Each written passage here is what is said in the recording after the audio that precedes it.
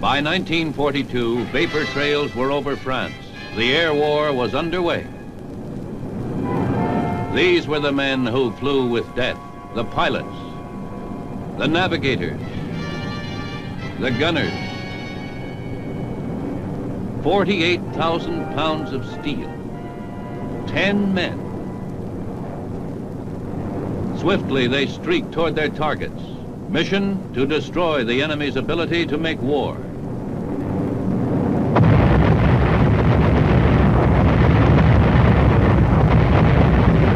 That was their job. And they did it. A plane is a beautiful thing. 10 men's lives are beautiful. A bomber going down is not.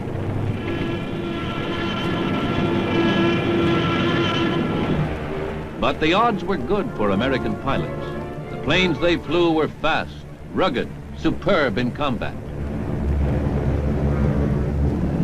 American pilots gave a grand account of themselves in Europe.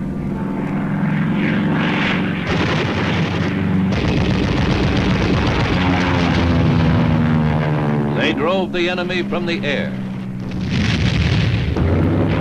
And escapes like this were few. Low altitude strafing. Shattered enemy ground installation.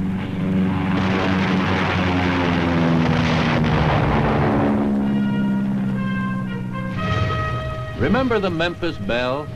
The celebrated lady from Tennessee survived many a perilous assignment, returning home scarred, but happy and proud to be back.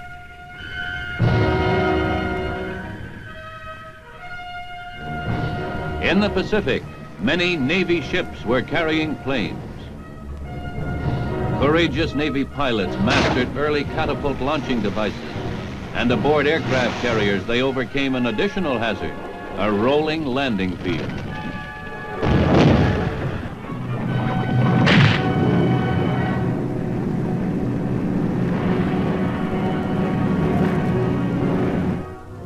Air power was a major factor in the planning of the Pacific campaign.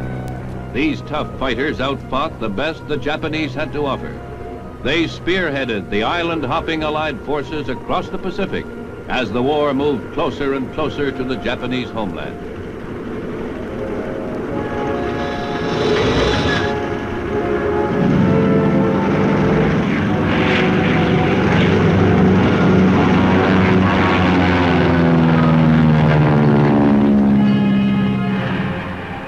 It was only a matter of time. B-29 bombers were visiting the empire of the rising sun with ruthless regularity, often in 100-plane raids.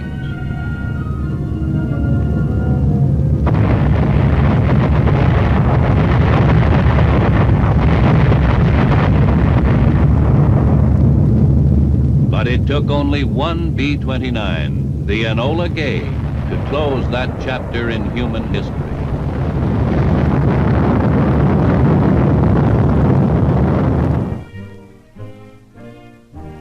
In the years that followed World War II, even greater progress was made in aircraft design and development. Army aviation, separated in 1942 from the Army Air Force Corps, was experimenting with helicopters.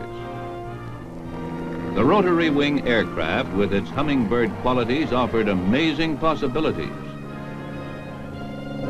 It provided the extra speed and mobility needed by an army no longer content to move only along the ground. Aerial cargo carriers, capable of supplying frontline infantry troops with heavy equipment quickly and when needed. Coming in a variety of sizes and shapes, these are H-21 flying bananas, the helicopter added a new dimension to aviation progress. The Army's foresight and industry had been building air power for 40 years. In 1947, the Army Air Force received its greatest tribute. It became the United States Air Force. Now, from experimental labs and drawing boards, there came yet another aviation miracle. The jet. After many years of study and research, jet-powered aircraft was a reality. More powerful than any plane previously conceived, the jet opened up a new vista in aviation progress. By October 1947, a milestone had been passed. A test ship, the Bell X-1, became the first aircraft to crash the sound barrier. It reached a speed of 780 miles an hour. Already obsolete, this ship is now on exhibit in the Smithsonian Institute. From such research came a host of modern Air Force jets. This is the F-84 Thunderjet, which went into mass production in 1948.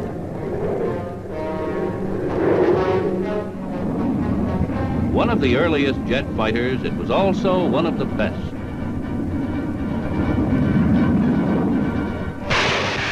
Fast, maneuverable, heavily armed, and deadly, these F-84s packed a real punch. Jet bombers came right along with the fighters.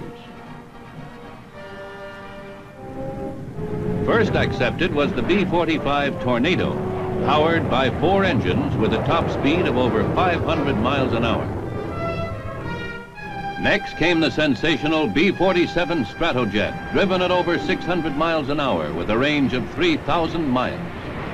America was building an arsenal of jet bombers.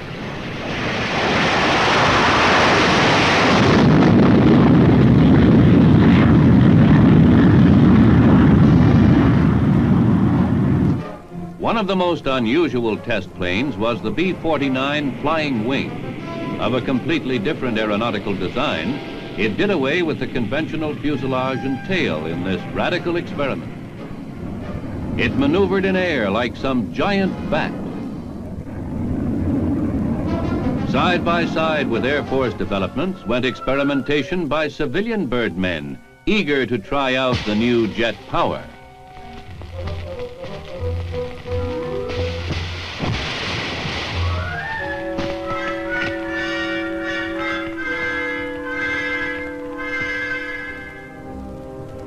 But it remained for Korea to demonstrate the real value of America's jet aircraft. They proved themselves in combat.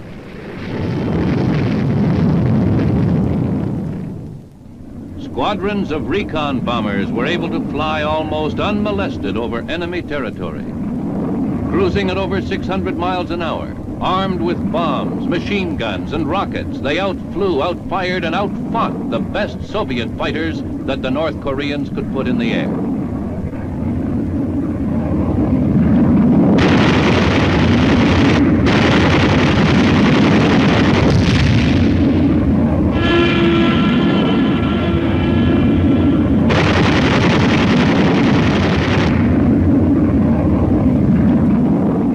Carrying up to 32 5-inch rockets, they wreaked havoc with enemy ground forces. Operating in close coordination with the infantry, time and time again they destroyed enemy build-up centers.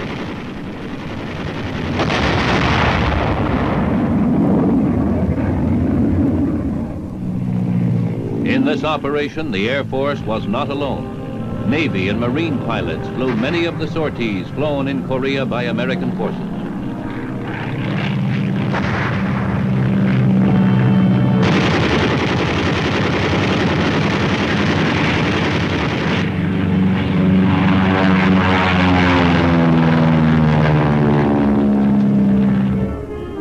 Close support for infantry troops was a specialty of Marine airmen. Working together, U.S. airmen of all the services gained control of the skies. For low-level aerial reconnaissance, however, Army aviation was used. In World War II, light planes like this were first assigned to infantry units. The effectiveness of the early scout planes resulted in the formation of Army aviation. In Korea, they were invaluable, for these planes were best equipped to cruise slowly through the winding mountain terrain. Light, rugged, and versatile, they could go almost anywhere. And where nothing else could go, helicopters went. The second half of the Army aviation team, they served as troop carriers and evacuated the wounded directly to rear-line hospitals. The Korean War found the American Army more and more airborne, by transport, by helicopter, by C-119 cargo planes. American soldiers took to the skies.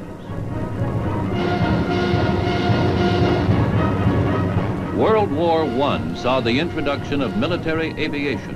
Korea saw it carried to a new peak of combat performance.